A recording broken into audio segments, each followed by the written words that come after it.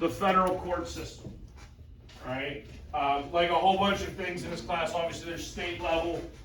We're not really going to talk about state level at all because this is federal government. If you ever took Texas government, you would go over Texas state, just Texas state court system. That'll be today and the majority of tomorrow.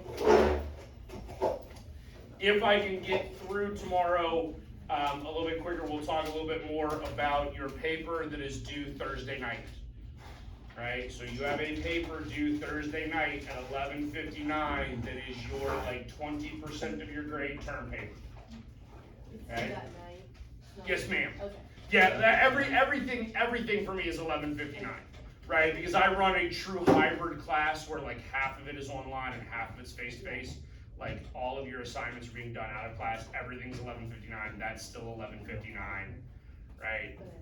And a couple of you have already figured out like, oh, I will do, this is the one exception. So go ahead and email it to me. Like if something goes wrong on your end, right, for whatever reason, and it's like 11:45 and you don't think you're gonna get it submitted on time, email it to me. But I do absolutely need you to actually upload it into D2L because this is the only one that I run through Turnitin just to check for AI and plagiarism. Not that I need to check for AI. AI is obvious. AI is not there yet. Right? It's not hard for me to determine when y'all use AI. And on the bright side, I don't think any of you have been doing it for your short responses, have you? I had people last semester. Because just so you understand, AI is not very good at giving opinions on things, and the short responses are meant to just be your opinion on things. Your opinion can't be wrong. I can't stress that enough in politics. Your opinion is your opinion. Even if I think it's not my opinion, that's fine. I'm not grading you on whether or not your opinion aligns with my opinion. All right, so let's get into the court system. We're going to get into the Supreme Court, how the Supreme Court functions, and then next Wednesday will be your next test. And I think we'll actually have Tuesday in order to review, which we don't normally get, but this one just kind of played out that way. All right, so the first thing that we need to understand as we go in and we begin to talk about the court system is that there's actually two different subsets of our legal system. So there's criminal law, and that's probably what you're somewhat familiar with, right? Because you've seen the TV show, right? Any sort of police procedural, right? Or if you watch, I think it's CBS has like FBI night, where it's like FBI and FBI Most Wanted and FBI. Good Lord, that's all television is anymore. It's just the same TV show over and over and over again.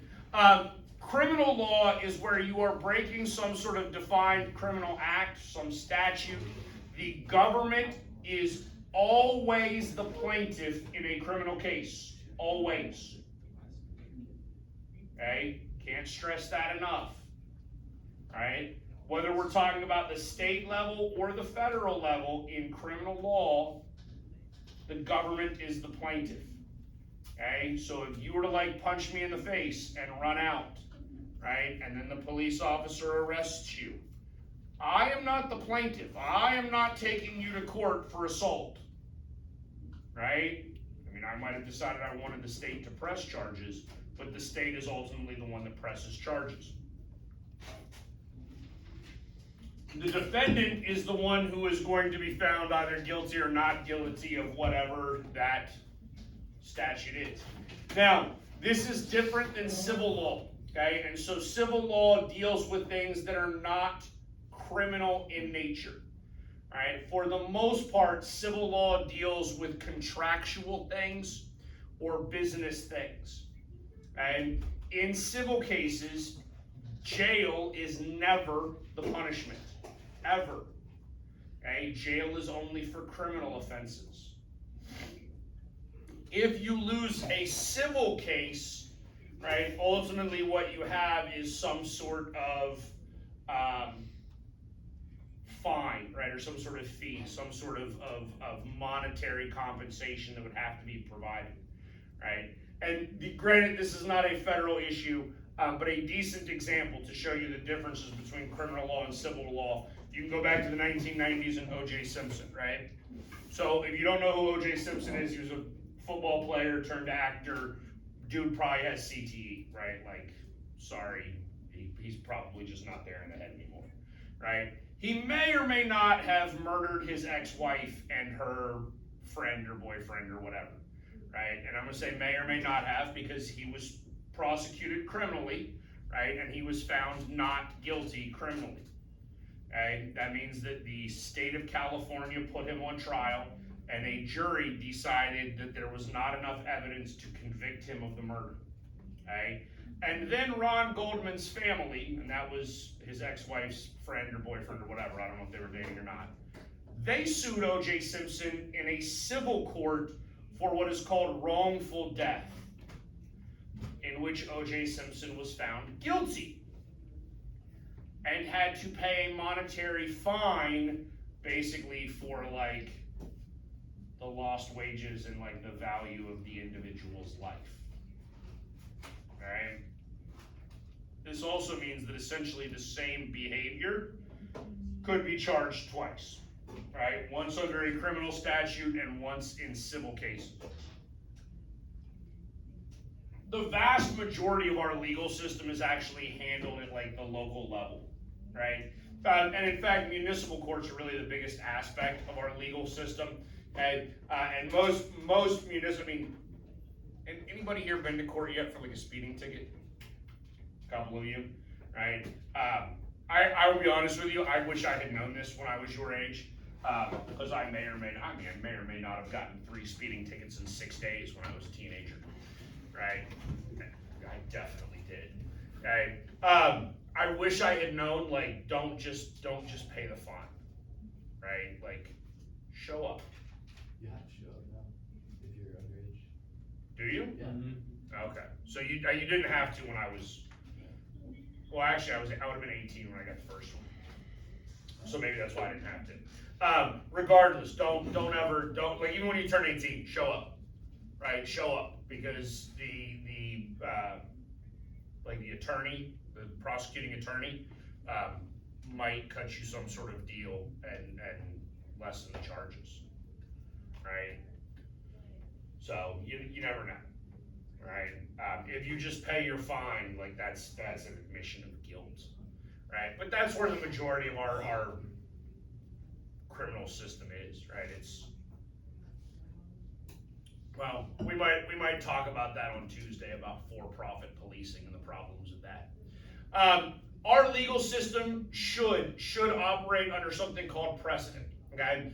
Which really goes back to the English common law concept, okay? And this is a fascinating concept because it's actually really worth trying to delve into and fully grasp. Okay, because under English common law, for instance, right, if you did not know that you were breaking the law, then you're not really breaking the law, right? Intent is supposed to matter, right? That being said, we now operate under a system where intent actually does not matter as much as what it used to, right? And in fact, ignorance of the law is no longer a defense, right, unless you are a police officer, okay? So if you're a police officer, ignorance of the law still works for you. The cops don't have to know the law, but you do. You understand? I agree. I agree. That makes absolutely no sense. Okay? But there's a Supreme Court case from North Carolina called Heehan versus North Carolina, in which a police officer pulled a dude over who had committed no crime. The officer thought he had committed a crime, right? And then because they pulled him over, they found a bunch of cocaine. And the dude went to jail for drugs, right? All because he got stopped. He got stopped in the state of North Carolina because one of his brake lights was out. But in the state of North Carolina, you only have to have one operating brake light legally. I saw that one, but I think it was the wrong guy who the judge who decided it. Who decided that one? Do you know? I mean, it went all the way to the Supreme Court. The Supreme Court said I mean, the Supreme Court said that the cop was acting in good faith, and that good faith was enough. Okay, cause I was gonna do that one, but I couldn't figure out who decided that court case, I didn't. That went all the way to the Supreme Court. That would have been an acceptable case to write about. I get that one at least once a year, Okay. right? Between all my dual government classes, I get that case at least once a year. Cause it really is egregious. I mean, I'm sorry, but like, I don't understand how my ignorance of the law is not like, if I didn't mean to break the law, but I broke the law, I'm going to prison. But if a cop incorrectly applies the law, it's all right. He meant the best. Like that doesn't make sense to me. Okay? But the idea behind sort of the English common law concept, right, is really this concept of precedent. And I can't stress this enough because this is probably something that matters more than anything else within our legal system. And that's not to say that precedent is not overturned from time to time, right? Occasionally, we will come to a better understanding of things in life and realize that the way we had been doing things doesn't make sense. So what precedent really means is that we're going to continue to do things as we've always done them. It comes under this doctrine of, and again, I'm probably going to butcher the Latin here, stare decisis, right, which basically just translates into let the decision stand, okay? That means if we've been doing something legally for 30 or 40 or 50 years, we should continue to do the same thing unless we find significant grounds for changing how things have always been done, okay? And sometimes that does happen, and you should understand, just because we decided something once, one time, 150 years ago, doesn't mean we have to abide by that forever, right? But the concept of precedent is incredibly important because if you do not follow precedent at least most of the time, right, you begin to whittle away or chip away at rule of law across the board. Okay? So I'll give you an example first of where like precedent is overturned and it's probably a good thing. We've already talked about Plessy versus Ferguson, yes? It created the doctrine of separate but equal, right? That was decided in 1896, I believe, right? And so for roughly 50 years, we operate under this assumption that segregation is okay so long as it's like equal, right? And then in the 1950s, all right, I guess 60 years, whatever, right? In the 1950s, we come to the realization that segregation is wrong, right? Like it's separate but equal is inherently wrong, and there's inherent inequalities to the separation of the races, right? That is an important incident in which we overturn precedent, okay? But I will use a hypothetical one to try to explain to you why precedent matters so much, right? You may or may not be aware that some people have talked about banning assault weapons, yes? All right, first of all, do you know what that term means? It's like you said assault weapons. Yes. When you say assault, you mean like guns that should not be owned, or like weapons that shouldn't be owned without a license? I'm actually not sure. I don't know what that term means. Nobody really knows what that term means. Okay? I will tell you this, have we ever banned assault weapons before? The answer is yes, we did it in the 90s. Okay? Honestly, the way they defined it at that point was like how scary the gun. I'm not joking. Well, maybe I'm joking slightly when I say that. So if you know anything about weapons, right? If you know anything about like rifles, right? You know that you hold the barrel of a rifle like this. Yes.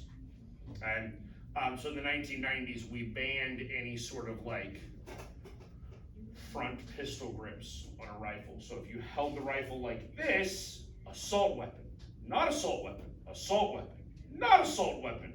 Didn't matter that everything else was the same. Okay? Now, regardless of that, here's the thing. You understand that obviously this is a very divisive issue, yes? Okay, so right now we have a conservative leaning Supreme Court. That conservative leaning Supreme Court is going to say you can own, and we'll just use the AR-15 here as the example, right? You can own an AR-15.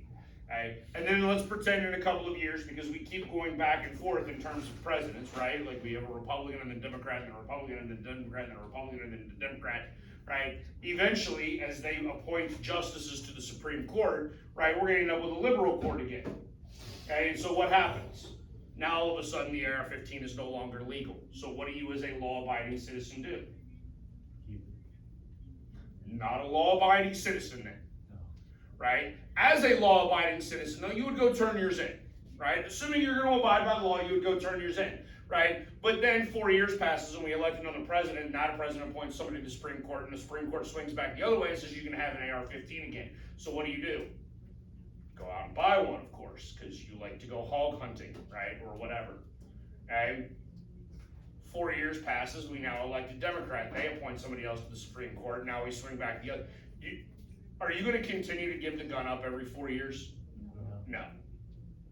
Right? And this is why precedent matters, because if you don't follow precedent, ultimately you deteriorate or you detract from the concept of rule of law, because people will then begin to cherry pick and decide when they do and do not want to follow the law, because they will believe that the law will eventually change and that they will be right in the near future. Therefore, there's no need to follow the law currently. Okay? And this would be an issue in any sort of precedent, right? Anytime that you overturn precedent, right, you'd be very, very careful not to continue to flip back and forth and back and forth, all right? Okay, so there are basically 3 types of courts, right? So there's 3 levels here, okay? And this is true, okay, the reality is this is true at the state level or the federal level. All right, and so what we're gonna do is we're just gonna say first you have trial courts, then you have courts of appeals, and then you have the Supreme Court. Okay, that is true both at the state level and at the federal level. But again, we're gonna talk more about the federal level. Right, so at the federal level, we have federal district courts. Okay, right. Maybe it's in another PowerPoint. I had a graphic in here. Oh, maybe I took the graphic out. It's on your test next week. Okay, regardless, it's like a big old circle that shows you where cases are, right? And like the massive circle is state trial courts, right? So the state trial court is the court that first hears the case. They have what is called original jurisdiction. Original jurisdiction is the first time that a case is heard. And then as you progress up the level, like the number of cases being heard are significantly smaller.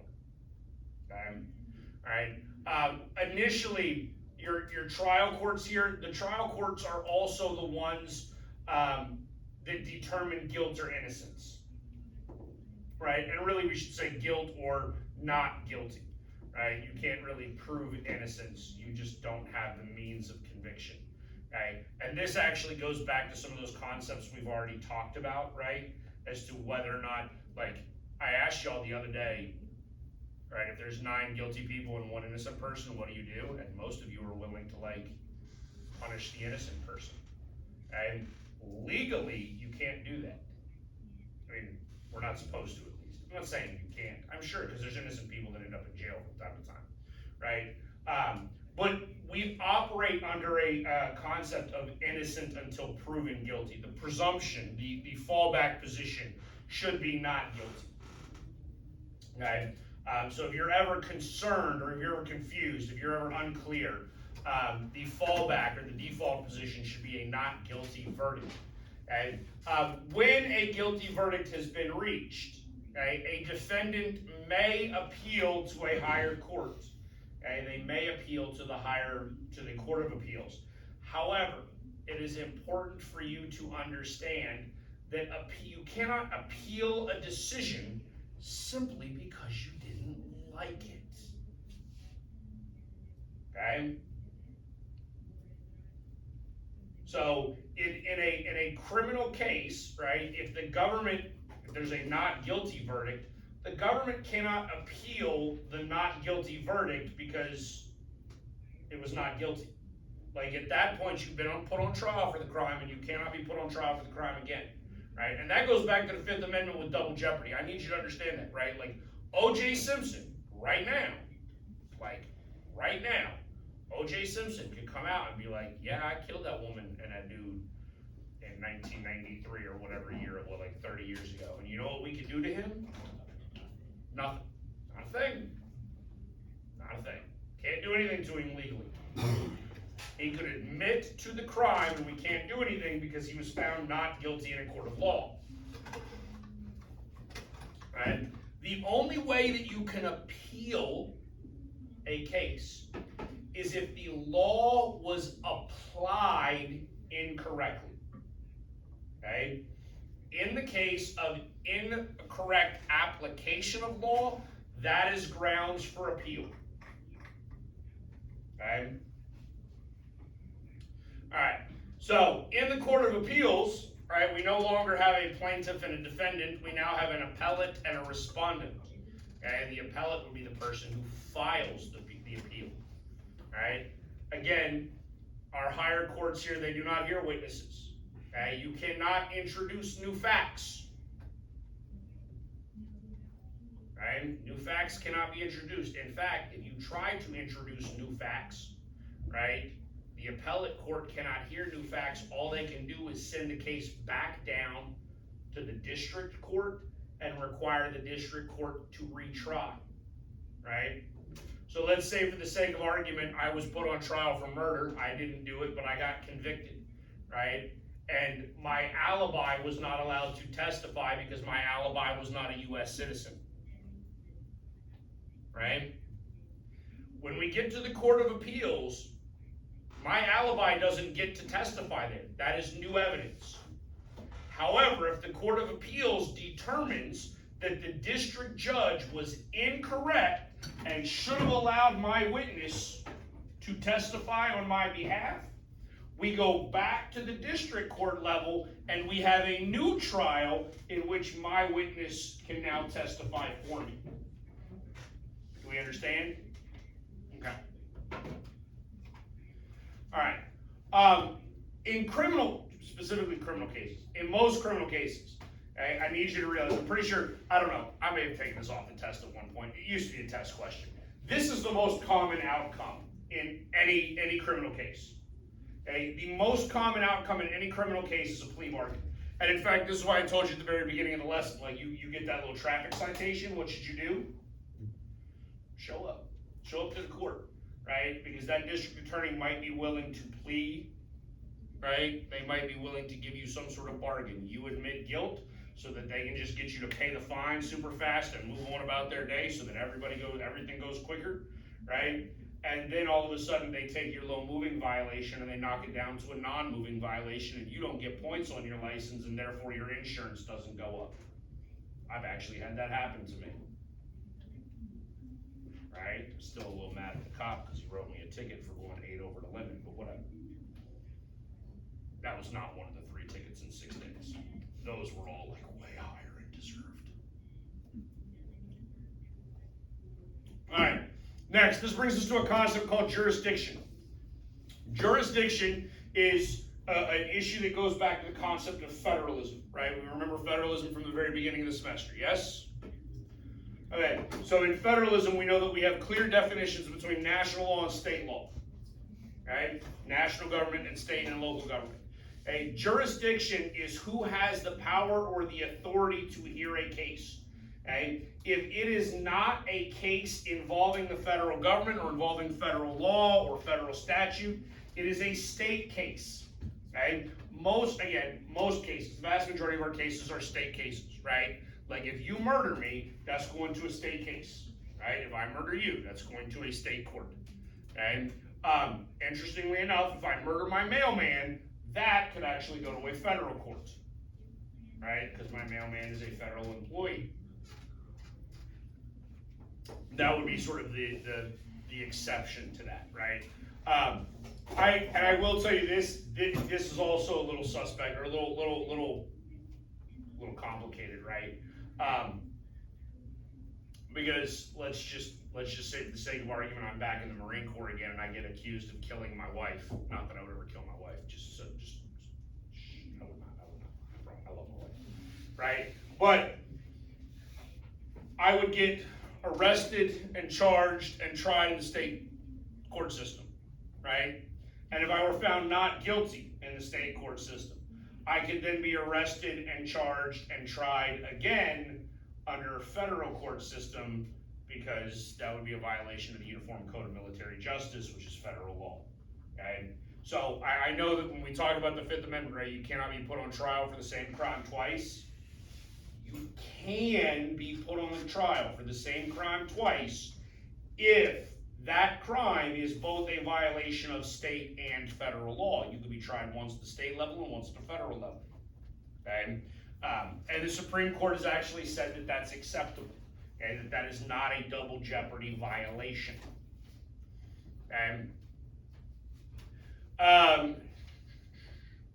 Again, for the federal government, we have 94 district courts.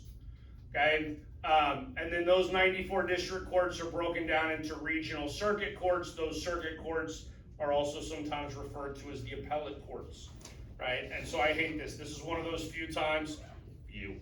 handful of times in this class where two words will mean the exact same thing. Yes? Right? Like when we talked about the Constitution, we talked about the difference between express powers and enumerated powers. Yes? What's the difference between express powers and enumerated powers? There's no difference. They're the same thing. They're just two words, two fancy words mean the same thing. Right? Appellate court and circuit court are the same thing. Okay? And there are 11 circuit courts, and then there's I think there's actually like 13, because there's like a military one, and then like a maritime, or there's like other weird ones. But for the most part, we're going to talk about these 11 regional appellate courts. Okay? And then, I mean, just sort of fun fact, just so we're clear, this is one of those things with the federal court system, it gets a little dicey, right? Because you can actually cherry pick the federal court system, right? You know what I mean when I say that? So here's what I want you to understand, and we'll get to this, probably won't get to this until tomorrow, right? Or actually, now that I think about it, we actually probably won't get to this until we get to our unit on the president. But you understand the president of the United States appoints judges, yes? All right, there used to be a concept called senatorial courtesy, in which if a president was going to appoint a judge in that state, right, the senators from that state were sort of informed, and maybe like the nod, handshake agreement, like whatever, like they had a little bit more authority or control in that, right? Obviously, if we have an appellate court district down here in Texas, right, so Texas, Louisiana, Mississippi, do we think that you're typically appointing Republicans or Democrats down here? Republicans, right? On the other hand, California, Oregon, Washington, what are we getting out here? Democrats, right? Okay, so if there's now a federal crime, right, a federal crime would be a crime everywhere in the United States, wouldn't it? Right? If I know it's an issue that Democrats are more sympathetic to, where would I be likely to file my case? In a Democrat, I would go out here into the 9th district and I would file my suit out there. That way, when it went to appeals, it would go to the 9th appellate district. Excuse me, the 9th appellate court, and that would be a more liberal court that would probably be more sympathetic to my issue. In fact, when Ted Cruz ran for president of the United States in 2016, a guy sued Ted Cruz, claiming that Ted Cruz was not eligible to be president of the United States, right? And we haven't really talked about this yet because we haven't talked about the presidency, right? But do we know where Ted Cruz was born? Canada, right? Okay. Is he eligible to be president if he's not born in the United States? No. I don't know. Right? We'll talk about that when we get there. It's a far more complicated answer than you'd think. But literally, that was filed in Illinois, right, in order to get to this more liberal court rather than being filed in, say, Texas, where Ted Cruz is actually from. All right? So, the district courts have original jurisdiction, right? The appellate courts have appellate jurisdiction. And then we come to the Supreme Court. And the Supreme Court can have both. Okay? The Supreme Court is the only one that can have both. There are instances in which the Supreme Court will have original jurisdiction. Okay? And some of those are outlined in the Constitution. So again, if we go here, if, let's say Texas and Oklahoma are suing one another, right? You understand that this is in the 5th Circuit and this is in the 10th Circuit, and so where would we hear this case originally?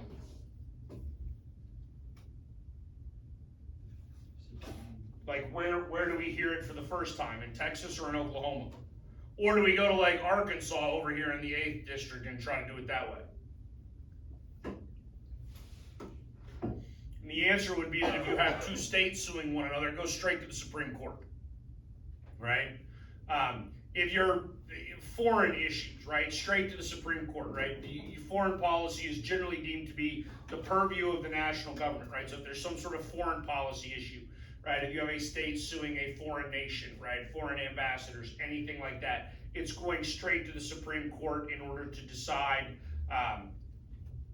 the issue, right? And just so you understand, if the Supreme Court has original jurisdiction, there is no appeal, period, hard stop. You can't appeal because there's nothing above the Supreme Court, and you can't even appeal back to the Supreme Court in an appellate form because obviously the Supreme Court's not going to change its mind after having just made up its mind.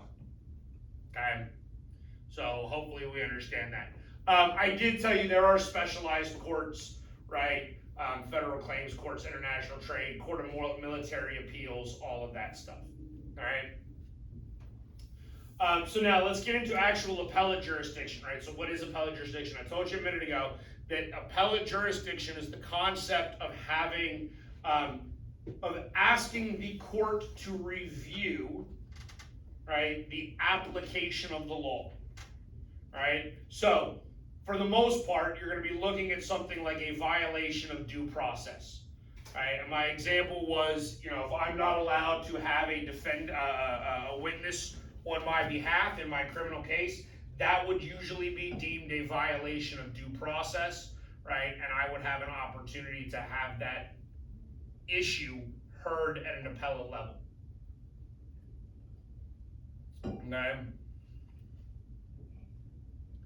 Okay? A writ of habeas corpus. So habeas corpus is a Latin term that shows up in the Constitution. It basically means produce the body. Okay? This goes into both Fifth Amendment issues as well as this is actually articulated in the Constitution itself. It shows up before we even get to the amendments. Okay? But it's basically the idea that you cannot imprison somebody indefinitely without actually putting them on trial. Right?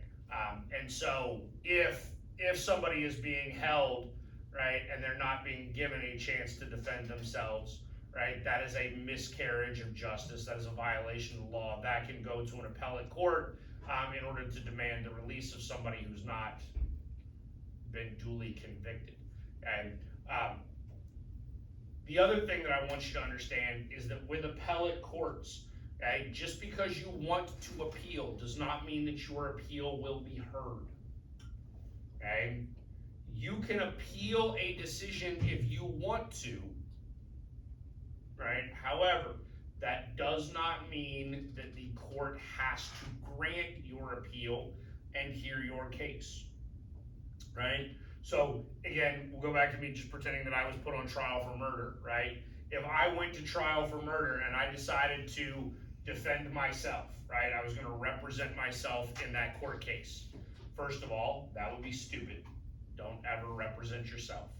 Okay? In fact, there's an old joke amongst attorneys that any attorney who represents himself has an idiot for a client. You get the joke? That means you're an idiot as an attorney, even as an attorney, to represent yourself. Now, if I were to represent myself, right, and then I were to be found guilty, could I appeal on a Sixth Amendment grounds for a right to an attorney? I have a Sixth Amendment right to an attorney, yes? Did I get an attorney? Yes. I did not. No, I'm not an attorney, right? I don't have a law degree. I'm not a member of the bar. I'm not licensed to practice law in any state, right? So if I act on my own behalf and I defend myself, could I use the Sixth Amendment's right to an attorney as a grounds for appeal? I mean, I could try. See, that's the thing. They're probably going to look at me and be like, no appeal. You were read your rights. You were told your rights. You were advised not to represent yourself. You chose to do it anyways. Now, let's just say conversely, right? and I don't know, I might actually fall into this middle ground, right? I'm like the worst kind of poor in America, right? Because I'm just rich enough not to be poor, right? Meaning I make just enough money not to get like government assistance and food stamps and all of that stuff, right? But I'm not so wealthy that I have like any money, right? Like I'm not so poor that the government just gives me free stuff, but I'm not so rich that I actually have money to buy stuff with, right? So if I were put on trial and they told me like, oh, you make I don't know if y'all realize this, right? Like, because I'm sure you've seen the TV show, right, where they tell you like, you have the right to remain silent, blah, blah, blah, like, you have the right to an attorney. If you can't afford one will be provided for you, right? If I'm Bill Gates, can I just show up and be like, nah, I don't want to pay for my own attorney, you pay for it, right? I can't afford it. Will they pay for his attorney? No. No. Like, that's only if you actually cannot afford, and that's the problem. So now, let's just say for the sake of argument, I fall in that like weird, like, no, you have to pay for an attorney. You know how much lawyers are?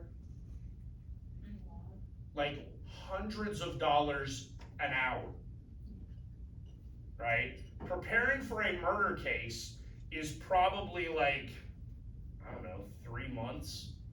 And that dude's probably gonna bill me for like 50 hours a week. So let's just say that's $2,500 a week.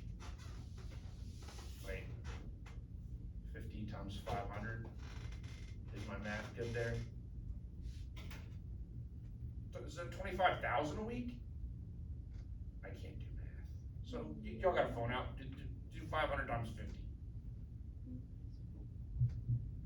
It's $25,000 a week, and then like 12 weeks of that, right? Lord, that's like $300,000. That's worth more than my house, right? So can I afford that? God, no. Now here's the thing: if that actually happened, right? Now could I use my Sixth Amendment as justification for an appeal? I could, because now I could basically be arguing that the financial constraints to that are misapplied, and I'm clearly not wealthy enough to be able to afford an attorney, right? But again, just because I asked doesn't mean that it's going to happen, all right? As far as the structure of the courts go, there are 678 federal judges in the 94 district courts. Those I need you to realize this, those 94 district courts are not equitable, okay? So don't take 678 and divide it by 94 and be like, there are 8 judges in every district court. Some of them are as low as 3, right? I think this is Manhattan, that's as high as 28, okay? Obviously tons of people live in New York, so that should make sense to you, okay? In your district courts, all cases are assigned to one judge, okay? Except for there's rare exceptions, okay? But usually you have one judge at the district level presiding over a case. This is the graphic that I was telling you about earlier, right? Like all the big circles, those are state courts, there's district courts, but then like you see how little it gets at the Supreme Court level? Incredibly small, all right? So roughly 20%, right? If we go from there to there, it's roughly 20%, right? Roughly 20% of cases that are appealed to the appealed to the circuit level are reviewed, right?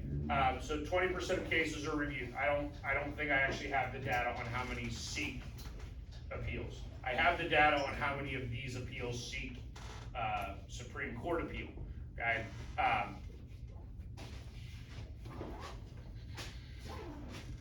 So 11 regional circuits, 179 appeals judges, so obviously significantly less. And again, don't do the math here and be like, there's 15. I can't do It's not, again, not equitable, okay? When you are at the appellate level though, right, I need you to understand, at the appellate level, you hear 3 judges will hear the case, right? And when we get to an appellate court, right, when we get to these circuit courts, there's obviously no longer a jury, or hopefully you realize there's no longer a jury, right? Because a jury of your peers gets to decide guilt and innocence.